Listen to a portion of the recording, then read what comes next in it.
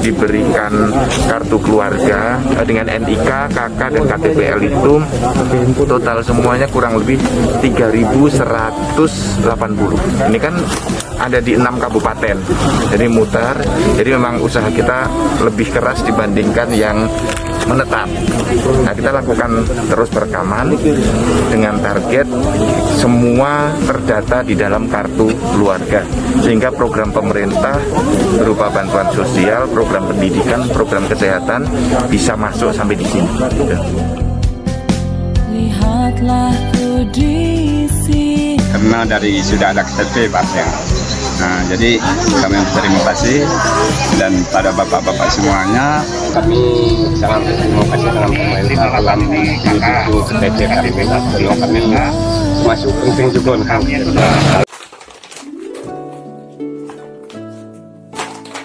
Assalamualaikum warahmatullahi wabarakatuh. Alhamdulillah bisa bikin vlog lagi. Kali ini vlognya bercerita tentang yang sedang hangat topik pembahasan, yaitu nik invalid. Nah, di cuplikan video saya sebelumnya, itu adalah TikToknya dari Kemendagri, itu yang menceritakan tentang proses perekaman sampai di suku pedalaman, agar masyarakat yang ada di suku pedalaman bisa melakukan perekaman KTP elektrik. Nah, itu adalah upaya supaya warga Indonesia itu memiliki nik yang valid. Nah, apa sih efek dari nik invalid? Nah, kita akan bahas hari ini ya.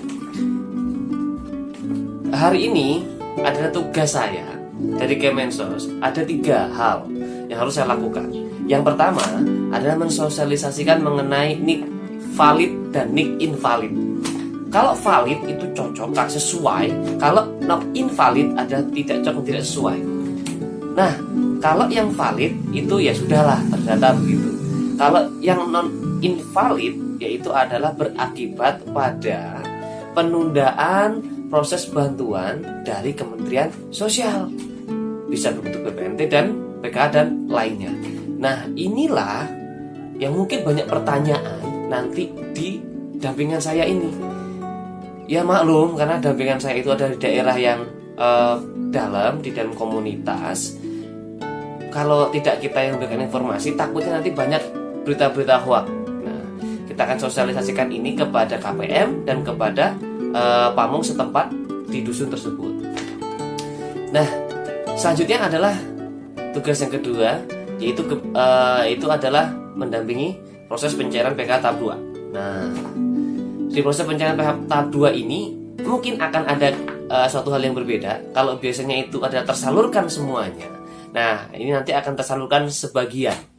Kenapa? Karena beberapa dari KPM dampingan saya itu memiliki nik invalid tersebut, sehingga bantuannya ditunda atau ditangguhkan sampai masyarakatnya itu memperbaiki niknya di kecamatan, sehingga niknya bisa valid kembali. Dalam proses pencairan ini ada gelombang. Kalau dulu itu ada tahap, beda tahap dengan gelombang. Tahap itu adalah setahun 4 kali per 3 bulan. Kalau gelombang itu mengikuti pada tahap tersebut. Jadi ketika ini pencairan di tahap 2, gelombangnya adalah gelombang ke-1, nanti ada gelombang kedua di tahap 2 ini. Nah, ada susulan dari KPM yang niknya invalid jadi valid. Nah, di sini adalah peran penting, yaitu adalah koordinasi antara pendamping, operator kampung setempat, dan masyarakatnya untuk melakukan namanya perbaikan data. Karena kalau mereka tidak melakukan perbaikan data masyarakat tersebut, ya sampai kapanpun mereka tidak akan bantuannya akan ditangguhkan. Nah, dan yang ketiga yaitu adalah merapikan kembali administrasi fotokopi KK dan KTP. Nah, di sini saya sudah punya lengkap punya mereka. Tapi kebanyakan dari mereka itu memfotokopinya tidak jelas. Nah, ini saya harus mengklarifikasi berapa sih nomor NIK-nya agar ketika pelaporan nanti sesuai dengan data yang ada di masyarakat. Nah, Alhamdulillah kemarin juga sudah koordinasi dengan ketua kelompok di sana, dengan aparatur kampung di sana dan masyarakat di sana. Hari ini mereka siap melakukan itu semuanya dan sudah membawa fotokopi itu semuanya. Kenapa sih saya harus minta fotokopi identitas tersebut? Karena satu, lokasi kita jauh. Saya aja kalau harus ke mereka, mendampingi mereka itu jaraknya sekitar 50 kilo lebih. Apalagi kalau hujan, jalannya udah susahnya luar biasa. Nah, ini pentingnya ada administrasi seperti itu. Jika ada dadakan, bisa saya akan cari di berkas tersebut. Tapi jika masalahnya itu hanya pencocokan, cuma beda angka 1-2 itu mungkin, dan dicapilnya bisa, itu bisa. Tapi kalau terdatanya tidak valid, tidak terdaftar NIK-nya, ya masyarakat tersebut harus datang ke kecamatan untuk perbaikan NIK tersebut. Nah, bagaimana prosesnya nanti? Alhamdulillah hari ini terang, mudah-mudahan cepat sih ini, semoga nggak ada halangan. Ya kalau mau tahu prosesnya, ya tonton video ini sampai habis. Oke, ayo kita berangkat. Bismillahirrahmanirrahim, berangkat. Alhamdulillah sudah sampai di Tanggul Primer. Nah ini kalau cuaca lagi terang dan nggak hujan itu 2 akses, ini bisa, sana bisa. Tapi kalau hujannya ini kerendam air, ini kerendam air, itu kerendam air.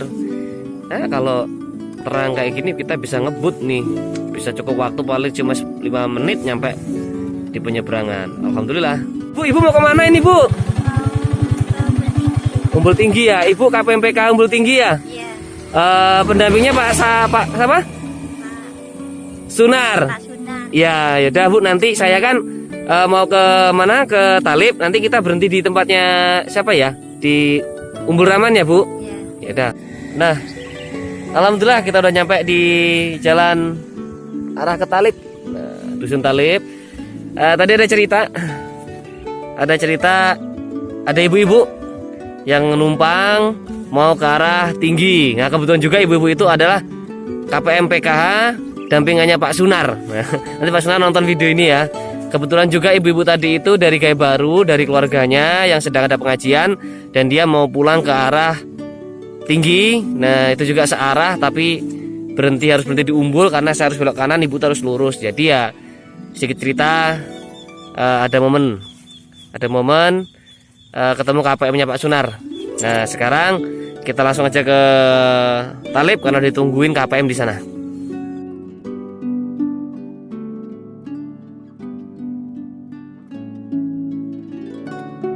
Apapun kita melangkah untuk kita harus berjuang. Makanya saatnya saya menasihati Bapak Ibu, sesulit apapun situasinya, Bapak Ibu harus perjuangkan. Tapi kalau Bapak Ibu nggak mau perjuangkan, ya akan begini-begini terus, tertunda terus. Paham ya Pak Ibu ya? Paham ya? Jadi saya di sini hanya bisa menasihati Pak Ibu. Kecamatan itu membuka pintu selebar-lebarnya, asalkan nggak malam. Selebar-lebarnya untuk Bapak Ibu, untuk berkomunikasi dengan dia. Pak, saya